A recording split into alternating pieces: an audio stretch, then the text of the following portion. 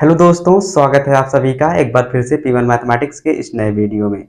और दोस्तों, आज के इस वीडियो में हम लोग प्रश्नावली 1.2 का प्रश्न संख्या 1 को सॉल्व करेंगे, जिसमें कहा गया है कि नीचे दिए गए कथन सत्य हैं या असत्य हैं, कारण के साथ अपने उत्तर दीजिए।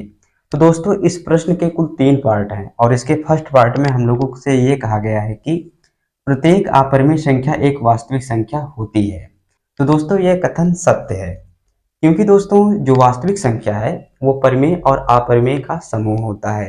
यानी दोस्तों, जो वास्तविक संख्या है वो 2 प्रकार का होता है, एक होता है अपरिमेय और एक होता है परिमेय। तो दोस्तों, चाहे वो परिमेय संख्या हो या अपरिमेय संख्या हो, वो हमेशा वास्तविक संख्या के अंतर्गत ही आएगा। मान लीजिए दोस्तों, हमारे पास एक बड़ा सा गोला है, इसे मान लेते हैं दोस्तों ये वास्तविक संख्या है यानी रियल नंबर है। अब दोस्तों, इसके 2 पार्ट कर दीजिए, एक हो जाएगा इरेशनल नंबर यानी अपरिमेय संख्या और दूसरा क्या हो जाएगा, परिमेय संख्या। इसे मान लीजिए दोस्तों ये क्या है, इरेशनल नंबर,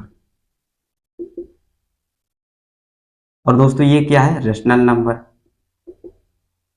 दोस्तों, हमने रियल नंबर को एक बड़ा सा गोला माना है और दोस्तों इसके 2 टुकड़े कर दिया है, यानी वास्तविक संख्या 2 प्रकार का होता है, इसलिए इसके 2 टुकड़ा कर दिया। एक होता है इरेशनल नंबर और दूसरा रेशनल नंबर।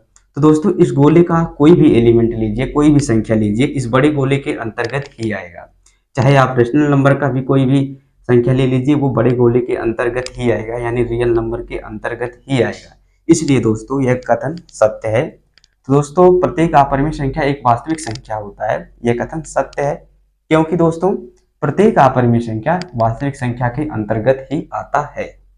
तो दोस्तों, अब हम लोगों को लिखना है कि यह दिया गया कथन सत्य है, और दोस्तों फिर कारण लिखना है, क्योंकि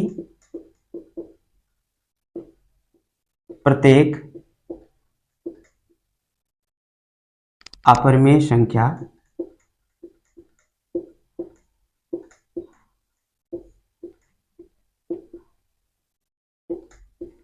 वास्तविक संख्या के अंतर्गत आता है।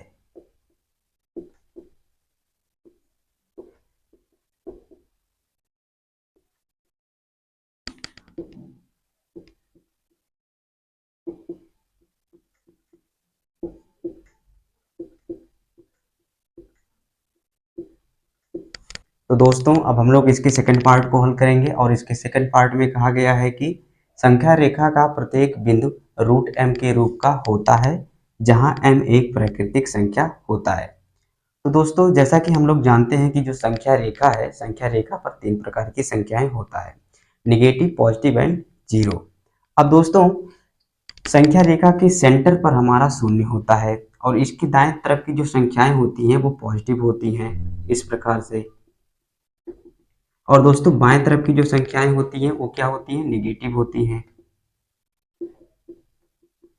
अब दोस्तों, आप किसी भी प्राकृतिक संख्या का यदि वर्गमूल लेंगे, यानी ये एक पॉजिटिव नंबर होते हैं, तो दोस्तों जब आप वर्गमूल लेंगे तो हमेशा एक पॉजिटिव नंबर ही मिलेगा, यानी दोस्तों निगेटिव और जीरो नहीं मिल सकता है। जैसे दोस्तों, यदि हम लोग 4 का वर्गमूल लेते हैं तो दोस्तों ये 2 प्राप्त होगा। तो दोस्तों, कभी भी प्राकृतिक संख्या का वर्गमूल निगेटिव या फिर जीरो नहीं हो सकता है, इसलिए दोस्तों संख्या रेखा का प्रत्येक बिंदु रूट m के रूप का नहीं हो सकता है, क्योंकि दोस्तों यहाँ पर m को एक प्राकृतिक संख्या कहा गया है। तो दोस्तों, जब प्राकृतिक संख्या लेंगे तो निगेटिव या फिर जीरो प्राप्त होगा ही नहीं, केवल हमें नेचुरल नंबर ही प्राप्त हो सकता है, इसलिए दोस्तों यह कथन असत्य है। तो दोस्तों, हम लोगों को लिखना है सबसे पहले कि यह दिया गया कथन असत्य है, तो दोस्तों यहाँ पर लिखेंगे असत्य। अब दोस्तों कारण लिखेंगे, क्योंकि संख्या रेखा का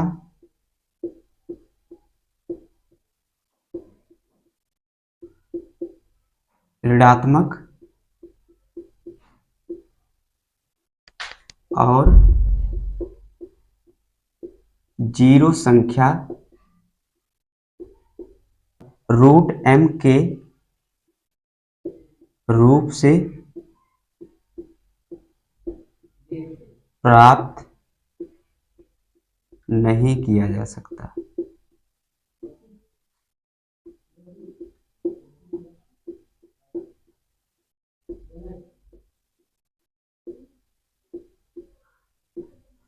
तो दोस्तों अब हम लोग इसके थर्ड पार्ट को सॉल्व करेंगे, जिसमें कहा गया है कि प्रत्येक वास्तविक संख्या एक अपरिमेय संख्या होती है। तो दोस्तों जैसा कि हम लोग जानते हैं, जो वास्तविक संख्या है वो परिमेय और अपरिमेय संख्याओं का समूह होता है। और दोस्तों जो वास्तविक संख्या है यह दो प्रकार का होता है, परिमेय और अपरिमेय। चूंकि दोस्तों यहाँ पर कहा गया है कि प्रत्येक वास्तविक संख्या एक अपरिमेय संख्या होती है, इसलिए यह कथन असत्य है। क्योंकि दोस्तों यदि हम लोग वास्तविक संख्या के रूप में एक परिमेय संख्या लेते हैं जैसे 5, तो दोस्तों 5 एक वास्तविक संख्या तो है लेकिन अपरिमेय संख्या नहीं है। इसलिए दोस्तों हम लोगों को लिखना है कि यह दिया गया कथन असत्य है, क्योंकि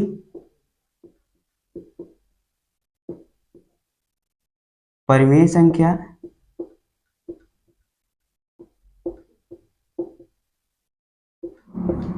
एक वास्तविक संख्या तो है